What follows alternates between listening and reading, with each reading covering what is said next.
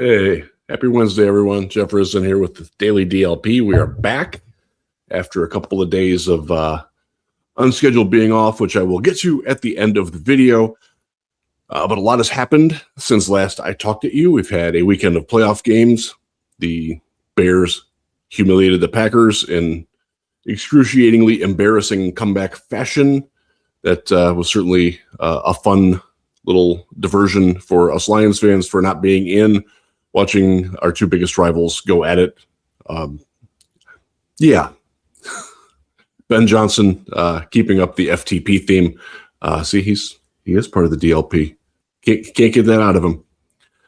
It'd be interesting to see how that plays out. But big things that came out since I last hosted and was with you solo after I did a show with Russ, and we talked about the new center Seth McLaughlin over the weekend. Brad Holmes talked last Thursday, and I wanted to get to a couple of the things that he hit on in his end of season press conference, which is one of, I think, 4 times we get to talk to him. We talked to him at the Combine. He gives us an intro at training camp. He gives us a talk at cutdowns, and then he talks at the end of the season. And those are the only real times we get him. He doesn't always talk to us on the record either at the beginning of training camp, but sometimes he does. So it's always good to hear from Brad and what he's talking about and where his head is at. And I had my biggest thing that I was looking at for him this year was his tone. Was he going to be dismissive of criticism? Was he going to handle sharp questions, or was he just going to sort of dodge them? Because there's been a growing conviction amongst a lot of people in Lions land that he has become too arrogant, that he's sniffing his own farts, that he's put himself out of realm of criticism. And I didn't necessarily get that from watching him speak. He's certainly still confident. You have to be confident to be successful in what he does. I don't fault him for that at all.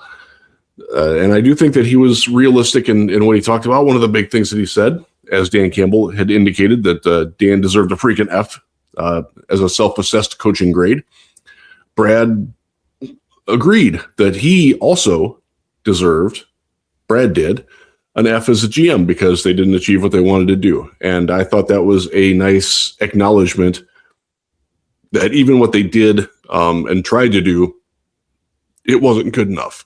And one of the pervasive themes is that they basically just tried to run it back, and that wasn't good enough. And he actually addressed it. And I'm going to have to break out the Dan Campbell reader glasses because I am also a man of a certain age. Big thing was Brad was asked what he thinks he got right and wrong in the offseason process of evaluating and building a roster. And I'm reading this straight from the transcript that the Lions sent me. In terms of get it right, I do think that we brought in some good football players that were able to help. Look, obviously they weren't able to, maybe just as a whole collectively just wasn't at a consistent enough level. Look, always in hindsight, you can look back and say, well, this wasn't as consistent a level as you would like it to be. But bottom line is we're going to be examining everything. I'm going to be examining everything with those offseason decisions and our processes. Keep this next one in mind because this is sort of the theme of today's show. But nothing's going to change fundamentally or foundationally in terms of just the types of players that we're looking for and what our identity is built on. That's still going to remain the same, but you always have to evolve. You have to evolve, and when you don't get the desired results, you just have to look at everything. End quote. He's right. They do need to evolve. They didn't evolve enough in this past offseason. That's abundantly clear. In terms of specifics of where they need to evolve, I would like to see less crush the can pass rush philosophy. I know they got a lot of sacks out of it. Not going to question the players that they have for it, but I think the idea of getting faster pressure, getting quicker off the edge, adding more team speed to the front will certainly behoove the Lions this offseason. And I hope that they come to that conclusion in their self-scouting. Because one of the issues that they had was even when they were getting pressures, and Aidan Hutchinson did, in fact, lead the NFL in pressures this year, and the tape does back that up. but a lot of them weren't immediate. You need pressures instantaneously that impact the quarterback while he's still dropping back, that impact his ability to go through his reads. A lot of times by the time Hutch got the pressure in quotes, the quarterback was already on a second read because he had that much time. And when you have a secondary that plays man coverage predominantly without good safeties in the back, as was the case for the second half of the season, you can't do that. You got to get that quicker pressure. And that was something that I hope that they identify and evolve into, whether that's drafting someone like David Bailey out of Texas Tech, who is a traditional flame-throwing edge, a guy who's going to get, he's not going to get pressure on every rep, but when he does get it, it's going to be boom, like you're going to know it as a quarterback. We'll see. I'm hopeful that they come to these recognitions. There are free agents out there as well that can fit that bill. The other thing I would like to see them reestablish their identity as a power football team. Evolve more into leaning on the run. And I know with Jared Goff, who's a very good quarterback, Amon-Ra St. Brown, all-pro wide receiver, getting Sam Laporta back, all-pro caliber tight end, Jameson Williams emerged as a fantastic talent. Great number two, probably arguably the best number two wide receiver in football this year, certainly one of the most productive, got over 1,000 yards. The Lions did a fantastic job in developing him. It's hard to want less of that. I get that. I love it too. But you've got Jahmyr Gibbs, who is a special running back. We still, for now, have David Montgomery, who is as good of a complementary back and a perfectly capable starting running back in his own right. But where that starts is up front. Smash mouth football. And that means smash mouth duo gap blocking. None of this exotic outside zone mix in with it. No. Get hat on hat, move the other hat.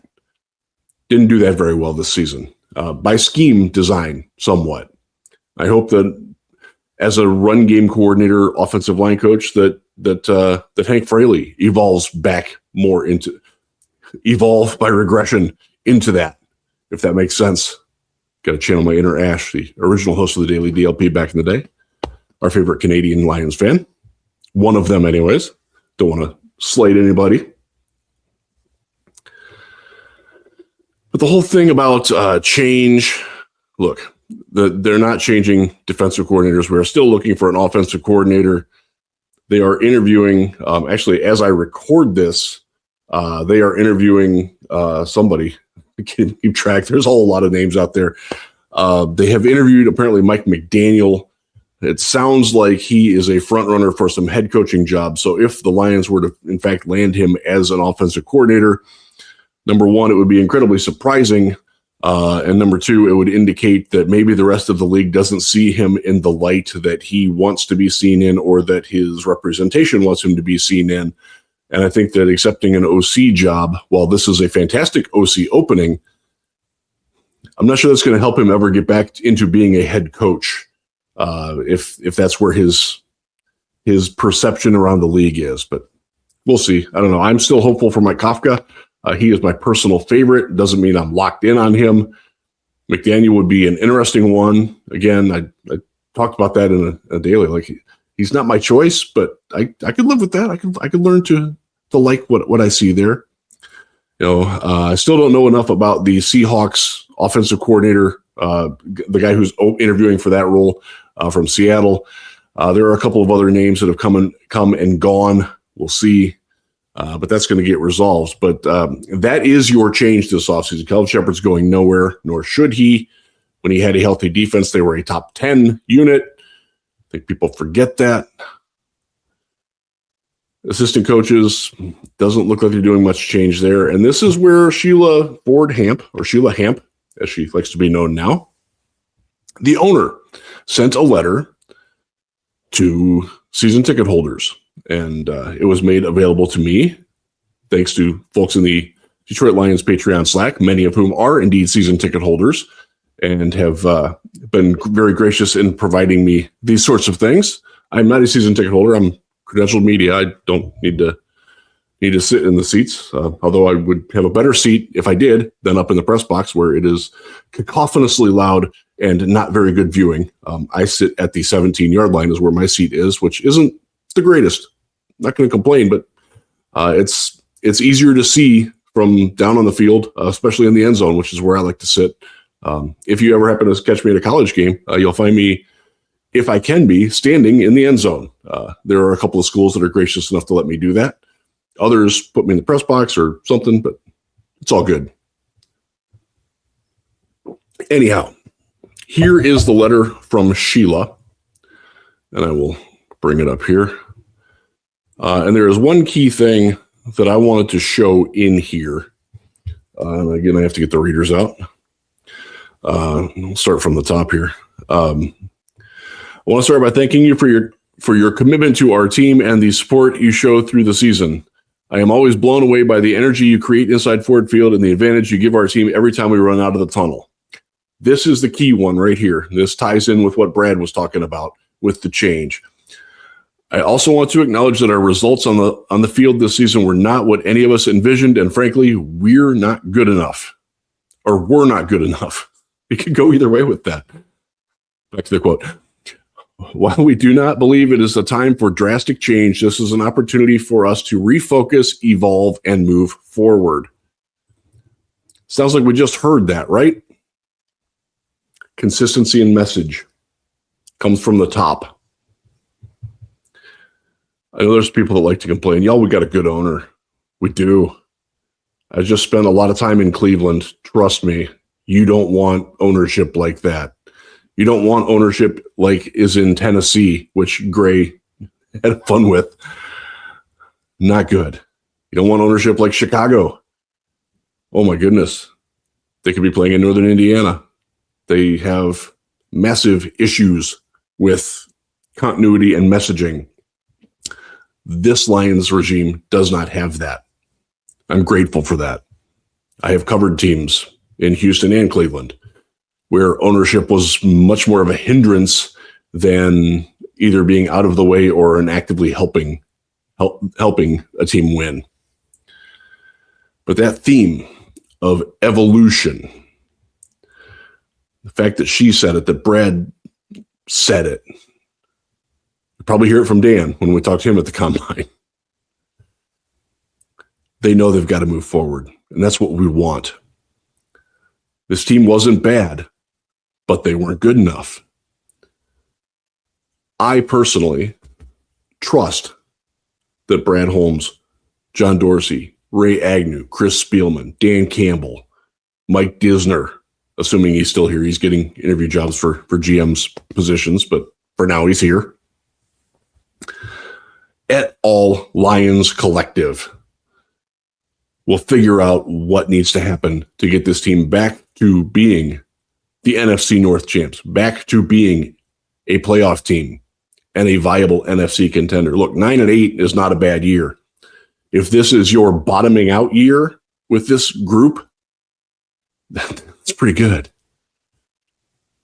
It wasn't good enough, but this team didn't go 4-13. They went 9-8. They beat the Bears twice. The Bears are still playing. Through all the injuries on defense, through losing Laporta, through not having the offensive line that they wanted, they still turned in a winning season. They're so close. That's why drastic changes aren't called for. Got to get an OC. Definitely have to address that. No doubt about it. Have to bolster that offensive line, especially if Taylor Decker goes. There are definite things that need to happen. But what doesn't need to happen is tearing it all down and trying to start over again. This is not a rebuild. This is a reload situation. They're that close to the target. Even the skeptics know that. This is a good football team. The core, very good core. As high-end talent, young talent, locked up as any team in the league. Jack Campbell just made his first All-Pro. Congratulations, Jack. You earned it. great season. Loved watching him emerge as the sideline to sideline stopper in both the run and the short pass that we all knew he could be. And he also added 5 sacks. Great year. Well, there are holes to fill, but they have the means to fill them, and they have shown the acumen to know how to fill them. Yes, they've had some misfires, and that's where this offseason is critical. You cannot miss on your first and second round draft picks. Both of those players have to contribute immediately.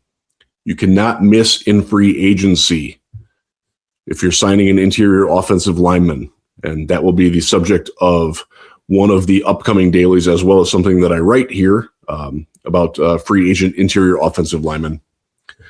You've got to get that right. Can't miss. If that means signing a B- player who's going to be a B-, high end, low end, instead of a guy who could be an A but could also be an F, I think that's where you need to go. We'll talk about that. Wanted to get into real quick as I wrap this up why you haven't seen the daily in a couple of days. My father passed away on New Year's Day after a bout with cancer. I had been going back and forth.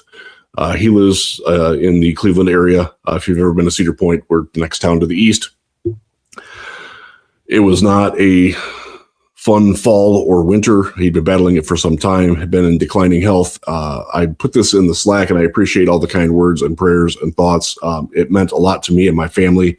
His funeral was Monday. It was actually honestly pretty cool celebrating my dad's life. But one thing I took away from it, and I was blessed to be there at the end, and I was able to tell him everything that I needed to tell him. Don't miss that opportunity with your own loved ones. If you have something to say to someone that you feel like they need to know, let them know. Let them know that you love them. Let them know that you care. Let them know that you appreciate them, because when they're gone, it's hard. Jefferson out.